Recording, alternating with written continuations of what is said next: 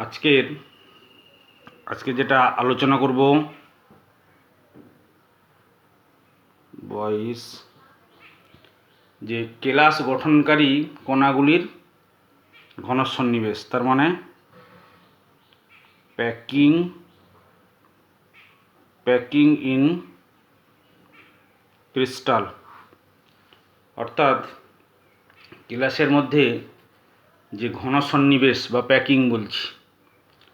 আমরা প্রত্যেকেই জানি যে কেলাস গঠনকারী যে কণাগুলোকে আমরা কি ধরি, একটা একটা করে গোলক ধরি। তাহলে এই গোলকগুলোর প্যাকিং বা ঘন সন্নিবেশ কীরূপ হয় সেটা আজকে আমরা আলোচনা করছি। এর প্যাকিং প্রথমটাকে বলা হচ্ছে ওয়ান ডাইমেনশনাল প্যাকিং, অর্থাৎ একমাত্রিক দেশে কণাগুলোর সন্নিবেশ, 1D প্যাকিং বা একমাত্রিক ঘন সন্নিবেশ। কীরূপ হয়? জাস্ট গোলক কণাগুলো এটা লাইন বরাবর পরস্পরের সাথে সংস্পর্শে থাকবে, এটা হচ্ছে 1 ডাইমেনশনাল 1D প্যাকিং। তারপরে আছে 2 ডাইমেনশনাল 2D প্যাকিং। কী বলা হচ্ছে? 2D packing. এগুলোকে আমরা আরও ভালো কথায় বলতে পারি close packing, 2D close, 1 dimensional close ঘন। 2D ক্লোজ প্যাকিং এখানে কি, এই 2D ক্লোজ প্যাকিং আবার দু রকমের হয়। একটাকে বলছি যে একটা হচ্ছে কি যে স্কোয়ার ক্লোজ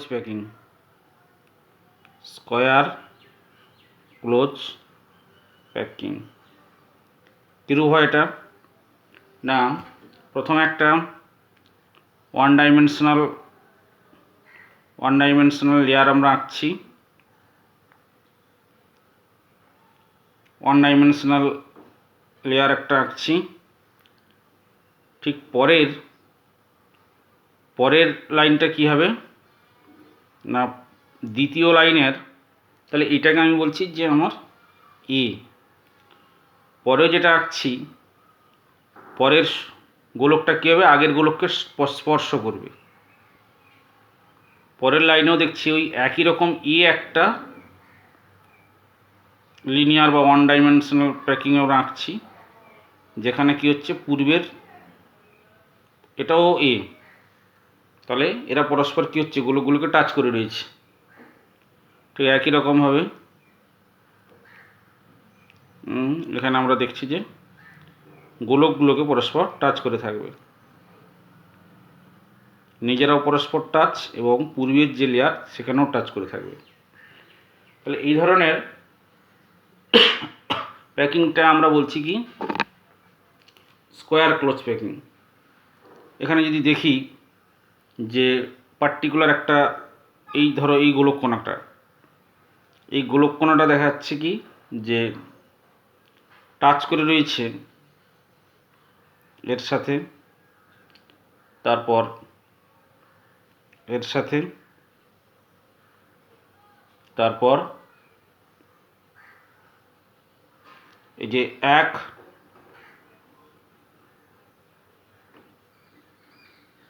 এই যে দেখছি এই গোলক কণাটা টাচ করে রয়েছে, যে সরি এটা এরকমই হবে, এটাকে আমরা বলছি যে এ টাচ করে রয়েছে কি এই একটা দুটো তিনটে চারটে গোলক কণাকে টাচ করে রয়েছে। তাহলে কোঅর্ডিনেশন নাম্বার কত হয়ে গেল? 4। Square planar square close packing হলো। এরপর 2 ডাইমেনশনালের আর একটা প্যাকিং হয়, সেটাকে বলা হচ্ছে হেক্সাগোনাল বা ষড়ভুজাকার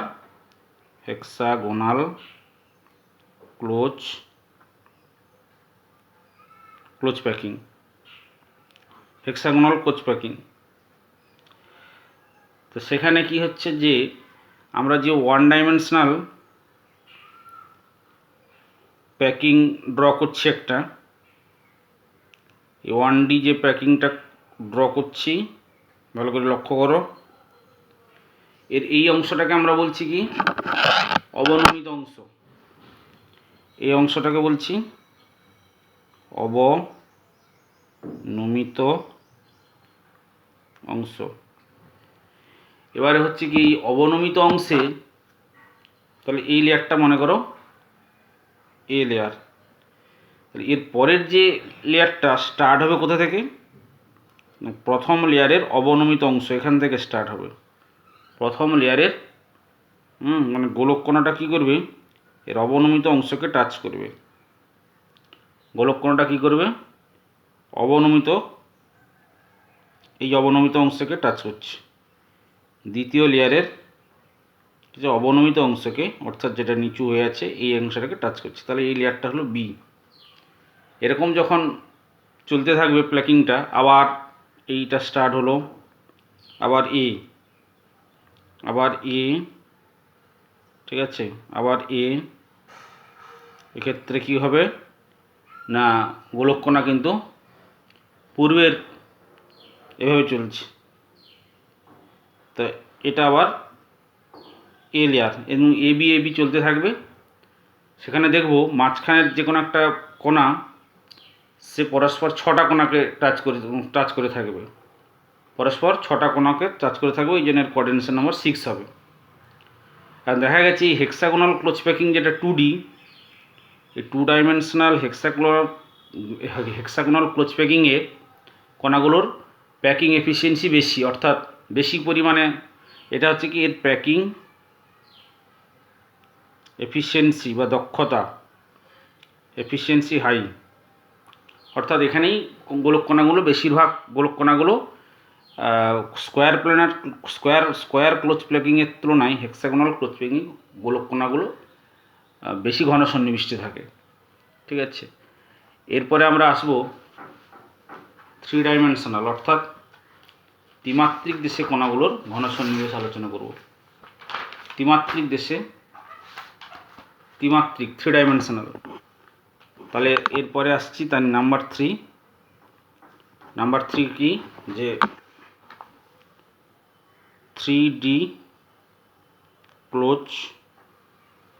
ক্লোজ প্যাকিং। এই 3D ক্লোজ প্যাকিংয়ের ক্ষেত্রে কী হবে না, প্রথম কথা হচ্ছে যে এ একটা লেয়ার, অর্থাৎ মনে করো এ একটা লেয়ার, সেখানে সে লেয়ারটা কীরকম হয়ে আছে, ঠিক এরকম হয়ে আছে। এই লেয়ারটাকে এ বলছি, এটা একটা এটাও একটা 2D ক্লোজ প্যাকিং। এবার ঠিক এর উপরেই আমি বি লেয়ার প্লেস করব, সেই বি লেয়ারের গোলককণাটা এর উপরে থাকবে। বি লেয়ারের গোলককণা, এটা কি লেয়ার, এটাও বি, এটাও একটা 2D প্যাকিং। তাহলে বি লেয়ারের গোলককণা এ লেয়ারের ত্রিকোণ যে ফাঁক এটাকে বলা হচ্ছে ত্রিকোণ ফাঁক, এর ঠিক উপরে থাকলো। তো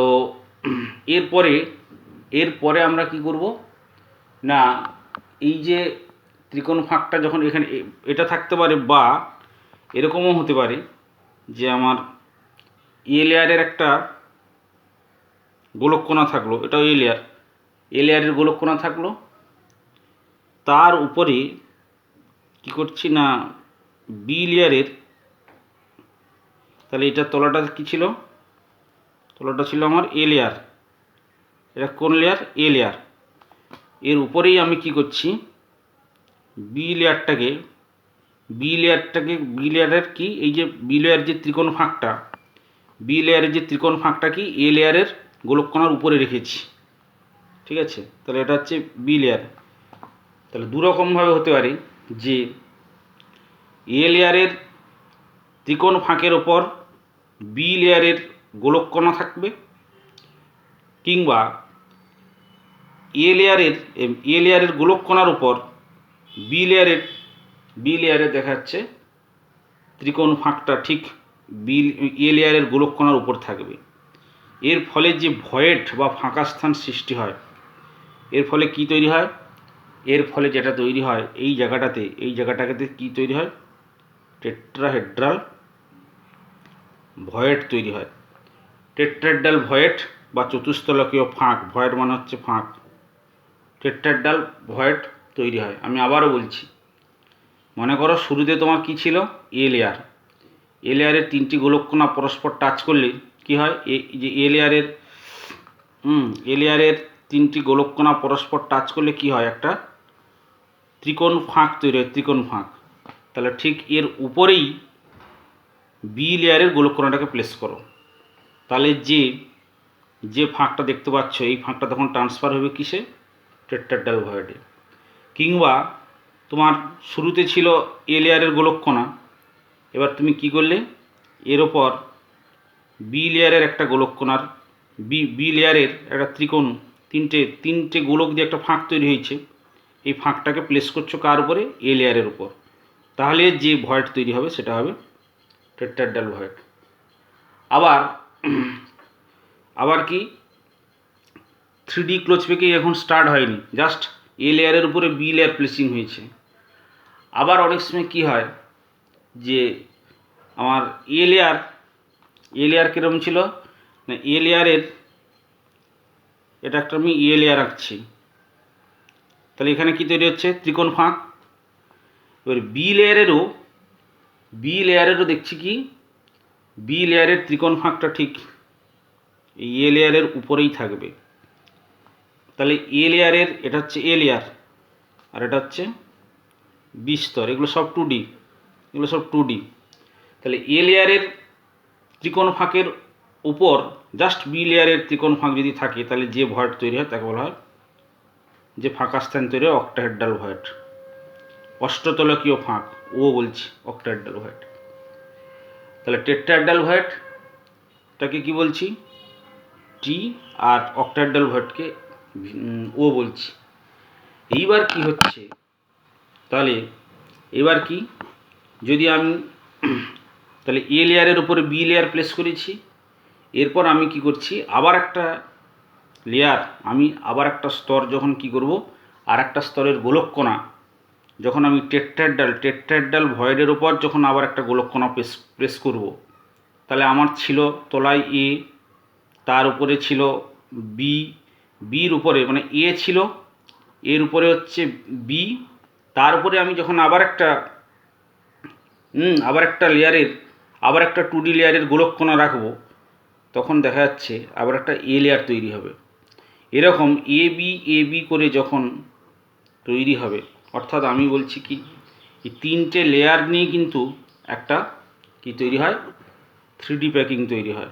3D প্যাকিং তৈরি করতে গেলে এ লেয়ারের উপর বি লেয়ারের পর আবার একটা থার্ড লেয়ার প্লেস করতে হবে।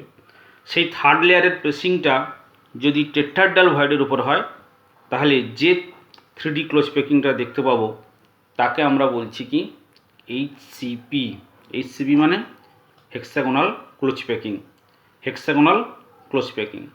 এই হেক্সাগোনাল ক্লোজ প্যাকিংয়ে আমরা দেখছি যে একটি গোলককণা সর্বাধিক 12টা প্রতিবেশী কণার সাথে যুক্ত থাকতে পারে। সেই জন্য এর কোঅর্ডিনেশন নাম্বার কত হবে, 12 হবে। কী হবে, কোঅর্ডিনেশন নাম্বার 12। আমরা আবারও বলছি যে যখন একটা লেয়ারের উপর আরেকটা লেয়ার তৈরি করার ফলে কী হচ্ছে, টেট্রাহেড্রাল ভয়েড তৈরি হচ্ছে। টেট্রাহেড্রাল ভয়েডের উপরে যখন তৃতীয় লেয়ারের গোলককণা অবস্থান করবে, তখন সেটা কি হবে, হেক্সাগোনাল ক্লোজ প্যাকিং তৈরি হবে। আর একটা কি, আবার যখন দেখছি যে এ লেয়ার ছিল, তার উপরে বি লেয়ার রয়েছে, তারপরে দেখছি যে তখন কি, যে থার্ড লেয়ারটার কি হচ্ছে, গোলককণাগুলো যখন অক্টাহেড্রাল ফাঁকের উপর থাকবে, অক্টাহেড্রাল ভয়েডের উপর যখন থার্ড লেয়ার থাকবে, তখন সেই লেয়ারটা কিন্তু সম্পূর্ণ নতুন তৈরি হয়, সেটা হচ্ছে এবিসি। তাহলে এ লেয়ারের উপর বি পরে সি, নতুন লেয়ার তৈরি হচ্ছে। মনে করতে হবে সি লেয়ারের গোলককণা সবসময় অক্টাহেড্রাল ভয়েডের উপরেই থাকবে। এইভাবে যে সন্নিবেশ তৈরি হচ্ছে, প্যাকিং হচ্ছে, এবিসি, এই তিনটে লেয়ার মিলে একটা প্যাকিং তৈরি হচ্ছে, এই 3Dটাকে বলছি আমরা সিসিপি বা কিউবিক ক্লোজ প্যাকিং। কী বলা হচ্ছে, কিউবিক ক্লোজ প্যাকিং বলছি, কিউবিক ক্লোজ প্যাকিং। এখানেও ঠিক একই রকমভাবে কোঅর্ডিনেশন নাম্বার কত হবে 12, একটা প্রতিবেশী গোলককণা 12টি গোলককণার সাথে যুক্ত থাকবে। এরপরে যেটা বলছি তার মানে আমরা 3D ক্লোজ প্যাকিং করকম পেলাম, একটা হচ্ছে এইচসিপি আর একটা হচ্ছে সিসিপি। এখানে সরল করে বলা হচ্ছে যে তাহলে এইচসিপি সিসিপির মধ্যে দুরকম ভয়েড থাকছে, একটা হচ্ছে অক্টাহেড্রাল ভয়েড আর একটা হচ্ছে টেট্রাহেড্রাল ভয়েড। যদি গোলককণার সংখ্যা n হয়, সবসময় টেট্রাহেড্রাল ভয়েড কত হবে 2n সংখ্যক, কত হবে 2n সংখ্যক। আবার গোলককণার সংখ্যা n যদি হয়, অক্টাহেড্রাল ভয়েডের সংখ্যা হবে সবসময় গোলককণার সঙ্গে সমান, অর্থাৎ যতগুলো গোলককণা থাকবে অক্টাহেড্রাল ভয়েডের সংখ্যা কিন্তু ততটাই হবে। আবার গোলককণার সংখ্যা যা থাকবে টেট্রাহেড্রাল ভয়েডের সংখ্যা কিন্তু তার দ্বিগুণ হয়ে যাবে। এ কথাটা তোমাদেরকে মাথায় রাখতে হবে। এরপরে আমরা যেটা বলবো যে এই যে ক্লোজ প্যাকিং থেকে আমরা কি করছি না ক্লাসের সংকেত জানবো। কি জানবো? ক্লাসের সংকেত জানবো। ক্লাসের সংকেত কি করে নির্ণয় করা হবে। আমি একটা তাহলে নির্ণয় করছি যে ক্লাসের সংকেত নির্ণয় কি করে হচ্ছে দেখো। যেমন আমরা বলছি, মনে করো এ এবং বি, আমি একটা প্রবলেম করাচ্ছি। প্রবলেমটার মধ্যে বলা আছে কি, এখানে পরিচ্ছেদ 1.7-এর 30-এর দাগের প্রবলেমটা। সেখানে বলা হচ্ছে এ বি এবং অক্সিজেনের সমন্বয়ে একটা ক্লাস তৈরি হয়েছে। এ বি এবং অক্সিজেন মৌলের সমন্বয়ে একটা ক্লাস তৈরি হয়েছে। সেখানে ঘনকাকার ঘনসন্নিবেশ মানে সিসিপি কার দ্বারা হয়েছে? অক্সিজেনের দ্বারা হয়েছে। অক্সিজেনের দ্বারাই সিসিপিটা তৈরি হয়েছে, ঘনকাকার ঘনসন্নিবেশ। তাহলে ঘনকাকার ঘনসন্নিবেশ হলে ভয়েড বা ফাঁক তৈরি হবে। তার মধ্যে দেখা যাচ্ছে যে ইয়ে কণাগুলো তার যে চতুস্থলকীয় টেট্রাহেড্রাল ভয়েড যা হবে তার কত 1/8 অংশে এগুলো কণাগুলো অবস্থান করছে। আবার বি কোথায় থাকবে না, বি হচ্ছে যে অক্টাহেড্রাল ভয়েড যেটা তৈরি হবে তার অর্ধেক অংশে অক্টাহেড্রাল ভয়েডের অর্ধেক অংশে বি অবস্থান করছে। তাহলে ক্লাসটার সংকেত কী হবে? তাহলে অক্সিজেন দিয়ে সিসিপি বা ঘনকাকার ঘনসন্নিবেশ তৈরি হয়েছে। তাহলে অক্সিজেনের সংখ্যাটা কত? অক্সিজেনের সংখ্যা হচ্ছে n। তাহলে তার টেট্রাহেড্রাল ভয়েড কত হবে? 2n। তাহলে টেট্রাহেড্রাল ভয়েডের কত অংশে এ রয়েছে না, টেট্রাহেড্রাল ভয়েডের 1/8 অংশে কে রয়েছে? এ রয়েছে। অক্টাহেড্রাল ভয়েড কত হবে? অক্টাহেড্রাল ভয়েড হবে n। তাতে বি থেকেছে, তাহলে বির অক্টাহেড্রাল ভয়েড কত হচ্ছে? n সংখ্যক। তার হাফ অংশে কে রয়েছে না, বি রয়েছে। তাহলে আমরা যদি H2BH2 মানে এ পরমাণুর সংখ্যা কত হলো? 2n/8। বি পরমাণুর সংখ্যা কত হলো? n/2। অক্সিজেনের সংখ্যা কত হলো? n। তাহলে অনুপাত করলে আমাদের কি দাঁড়াবে? এনটা চলে যাবে। তাহলে 1:2, এটা তো 1:4, তাই তো? 4 দিয়ে গুণ করে দিলে 2:4, 1:2:4, অর্থাৎ ক্লাসটার সংকেত হচ্ছে AB2O4। এইভাবে আমরা কিন্তু যে ক্লাসের সংকেত নির্ণয় করতে পারবো। এইভাবে আমরা সিসিপি বা এইচসিপি অ্যারেঞ্জমেন্ট এবং সেখানে গোলককণা মানে ভয়েড, টেট্রাহেড্রাল ভয়েড এবং অক্টাহেড্রাল ভয়েডের সংখ্যা কী হয় সেটা থেকে আমরা নির্ণয় করতে পারবো।